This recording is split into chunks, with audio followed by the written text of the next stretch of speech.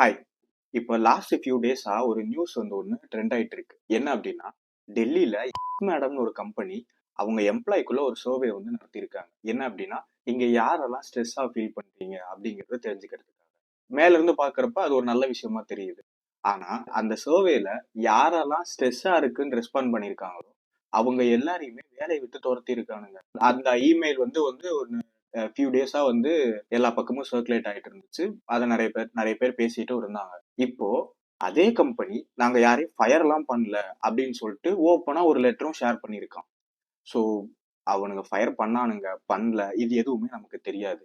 But உங்ககிட்ட ஒருத்தன் ஒரு பிரச்சனைன்னு கொண்டு வரான் அப்படின்னா அந்த பிரச்சனைக்கு உங்களால சொல்யூஷன் தர முடிஞ்சா தாங்க, இல்லனா அதை நோட் பண்ணிட்டு கடந்து போங்க. ஆனா உங்ககிட்ட பிரச்சனைன்னு வந்தான் பாத்தீங்களா, அவனை வேலையை விட்டு துரத்துறது, அவனை இன்னும் ஸ்ட்ரெஸ் ஆக்குறது, இதெல்லாம் எதுக்கு பண்ணணும்னு தெரியல. இதெல்லாம் பண்ற மாதிரி இருந்தா எதுக்கு அந்த மாதிரிலாம் கேள்வி கேட்குறீங்க?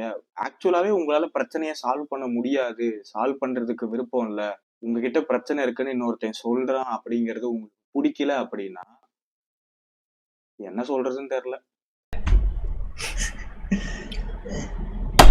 எதுக்கு இதெல்லாம்? முதல்ல நீ என் முன்னாடி வந்து இப்படி கேட்கறதே